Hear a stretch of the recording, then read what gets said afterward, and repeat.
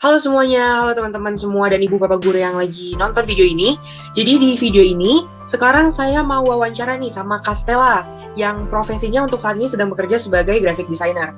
Nah, sebelumnya Castella boleh perkenalan diri dulu untuk nama dan perusahaannya itu kerja di mana? Halo semua, namaku Stella Vincentia dari PT Faros Indonesia.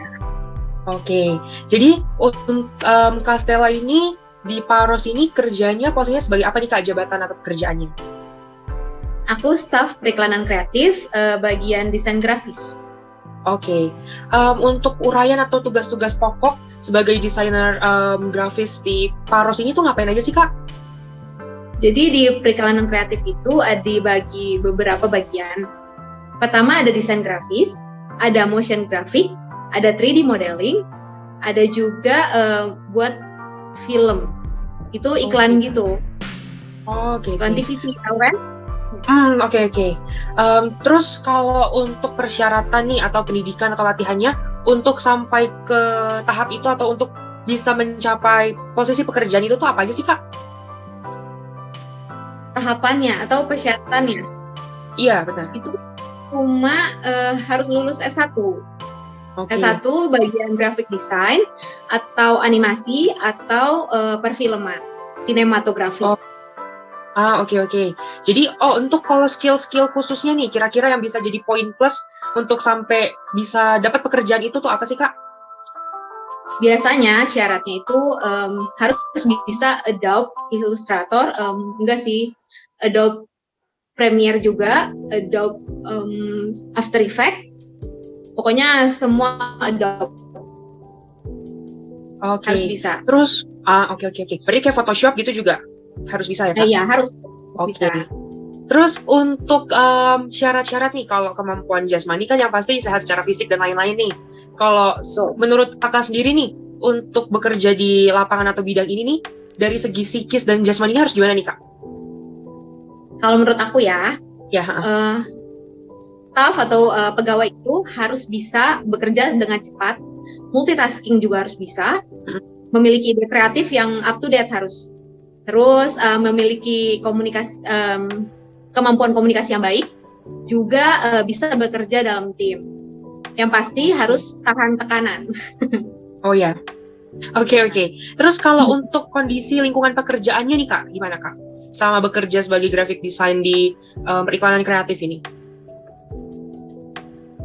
Gimana? Untuk kondisi lingkungan pekerjaannya gimana nih Kak sama Kakak bekerja di Faros ini sebagai graphic design periklanan kreatif? Oke, untuk kondisi dulu ya, kondisi lingkungan pekerjaan dulu ya.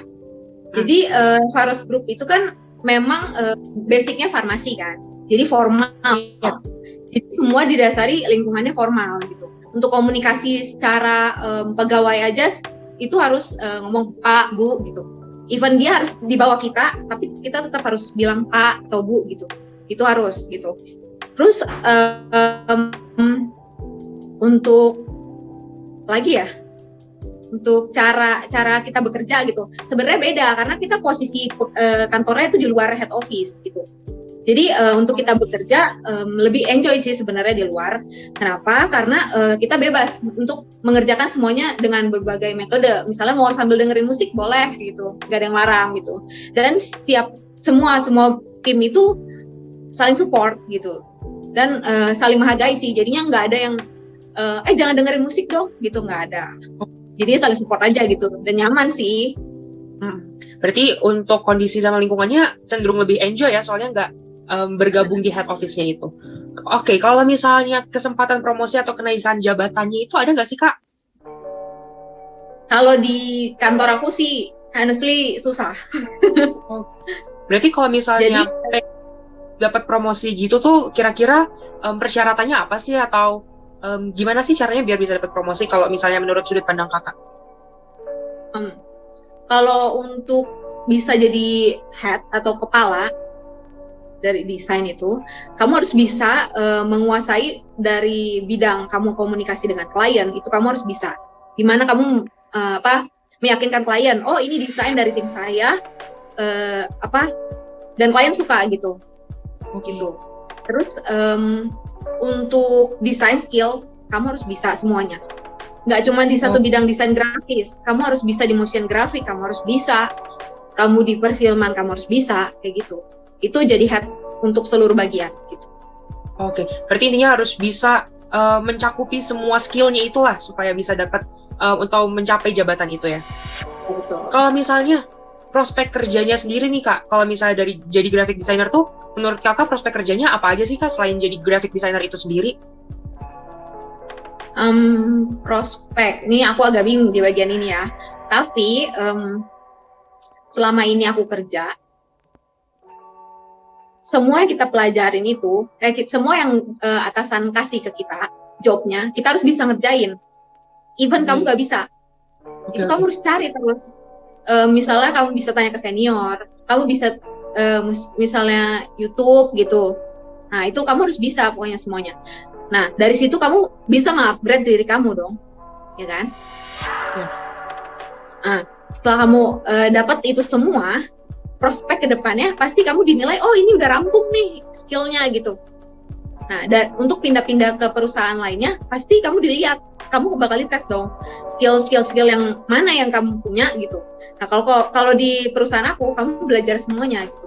Jadi pasti untuk pindah ke perusahaan yang lebih baik itu bisa banget gitu. Oke, gitu. Berarti untuk prospek kerjanya itu sendiri sebenarnya cukup luas ya. Asalkan dari segi skill itu kita bisa menaungi semuanya tadi itu. Dan harus belajar, mau berusaha gitu. Pokoknya harus intinya harus tetap mau berusaha dan belajar aja ya. Kalau misalnya mau belajar, pasti semuanya bisa gitu. Iya, betul. Oke. Terus untuk jenis-jenis jabatannya kayak yang tadi kan ada head office. Nah, selain head office itu ada jabatannya ada apa lagi sih Kak kalau misalnya dari bidang desain di kantor Kakak ini? Oh, kalau di kantor sebenarnya head office itu ruangan. Oh iya. Jadi gedung pusat gitu. Jadi kita di luar head office, namanya gedung CTC. Nih. Oke. Desain di situ gitu. Nah untuk jabatan di kita itu cuma ada manajer dan ke bawah-bawahnya itu udah staff semua. Sempat ada SPV tapi baru belakangan ini dia resign gitu. Jadi manajer, supervisor, staff. Oh, oke. Berarti sebenarnya struktur jabatan direksi. Oh, oke. Biasanya kan PM dulu kan, ini langsung direksi. Oh, oke Kak. Terus kalau misalnya nih pengalaman di luar pekerjaan Kakak nih yang kira-kira menunjang profesi Kakak ini apa sih? Misalnya kayak atau enggak pengalaman-pengalaman di luar dari Kakak yang Kakak pelajarin di masa Kakak kuliah ini yang bisa menunjang di pekerjaan Kakak sekarang ini apa sih Kak kira-kira? Pengalaman. Sebenarnya menurut aku pengalaman di kuliah itu cuma sebagai dasar. Oke. Dasar untuk kamu melompat gitu. Nah, sebenarnya pengalaman untuk kamu upgrade ke bagian profesi sekarang itu dari freelance. Oke. Jadi apa yang misalnya kan kalau desainer kan pasti ada ambil freelance. Itu jadi pelajaran juga. Biasa kan kalau jurusan lain kan ambil kursus gitu kan. Okay. Kalau aku lebih ke freelance gitu. Freelance itu jadi bekal kita juga gitu. Buat ngupgrade diri kita harus up to date kan. Nah, klien-klien sekarang kan nggak klien yang tua-tua doang kan, anak muda gitu bener. Kan. Style-nya kan pasti upgrade, up to date gitu kan. Nah, dari situ kita belajar. Oke, karena juga dari klien-klien ini kadang-kadang permintaan dari klien-klien yang kita freelance ini permintaannya lebih bervariatif, terus request-nya lebih macam-macam lah ya. Ya benar. Nah di situ jadi tantangan buat kita buat belajar. Oke. Terus kalau suka dukanya nih selama Kakak jadi graphic designer ini, itu apa aja sih Kak suka dukanya? Sukanya itu sebenarnya bisa belajar hal-hal baru. Banyak yang aku pelajarin. Dari yang sebelumnya kalau di kampus belajar itu aja nih gitu. Sekarang harus bisa more gitu. Harus bisa satu tingkat bahkan lebih di atasnya gitu. Kalau misalnya cuma nih, aku kasih contoh ya. Kalau di kuliah aku harus cuma bisa foto nih. Fotonya bagus aja gitu misalnya ya. Tapi di kantor aku harus bisa menggabungkan foto yang digital imaging ke dalam poster. Nah, dari situ aku harus mengembangkan mengembangkan apa yang tadinya cuma bisa foto doang nih, foto taruh tempel tulisan udah gitu, ya kan? Sekarang aku bisa dong, aku menggabungkan dari berbagai gambar menjadi satu kesatuan. Nah di situ upgrade-nya. Oke. Itu senang aku kan, di situ sukanya. Kalau dukanya sih gimana ya? Mungkin kalau di kantor aku waktu aku masuk ya belum ada senior. Oh, oke. Berarti jadi dukanya aku itu aku belum bisa belajar dari senior aku. Jadi aku belajar dari media sosial, dari media online gitu. Itu dukanya aku. Kalau yang lain beda ya gitu. Berarti kalau misalnya proses-proses atau tahap-tahap revisi masuk duka nggak nih Kak? Enggak. Itu menurut aku pelajaran. Iya dong. Kalau nggak ada revisi kita nggak belajar. Iya sih. Kalau aku sih selama ini aku bikin desain gini kan aku juga kebetulan kayak freelance gitu kan, bantu-bantu teman kayak misalnya dia yang mau bikin desain segala macam itu aku bantu gitu kan. Sebenarnya kalau duka aku selama ini di bagian revisi sih. Soalnya ya gitulah, apalagi kan masih kayak seumuran ya, terus belum lagi masih ada tugas sekolah biasanya. Iya, dan kadang-kadang permintaan revisinya tuh setengah-setengah, kayak ngomongnya awalnya A, terus jadinya di B, terus nanti taunya balik lagi ke A, nanti taunya ke C gitu sih. Tambah lagi gitu kan? Iya. Seru loh. Terus kalau misalnya ya seru-seru gedek sih sebenarnya. Tapi kalau misalnya kliennya mintanya aneh-aneh sih emang kesel. Iya. Oke. Kalau misalnya nih Kak, penghasilan dari kantor sendiri itu kira-kira berapa sih Kak jadi graphic designer di Paros? Untuk penghasilan ya, itu kan pilihannya ada 2-5 dan 6-10. Kayaknya kalau misalnya pas sebelum pandemi aku 6-10 deh. Oh, oke. Tapi setelah pandemi aku 2-5 mungkin. Oh, jadi malah turun ya? Beda. Turun. Kalau misalnya Kakak nih, selain kerja di Paros nih, ambil freelance juga kah atau gimana? Awal-awal aku ambil. Tapi sekarang belakangan ini kayaknya enggak deh. Aku nggak ambil lagi gitu. Oke.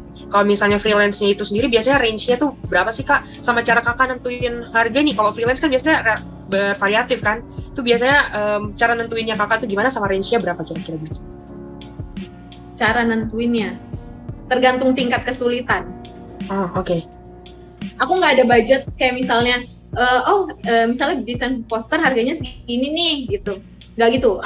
Aku nge-range semuanya by tingkat kesulitannya. Kalau misalnya udah macam-macam nih, aku naikin harganya pasti gitu. Nah dia dari awal aku harus tahu brief lengkapnya apa gitu.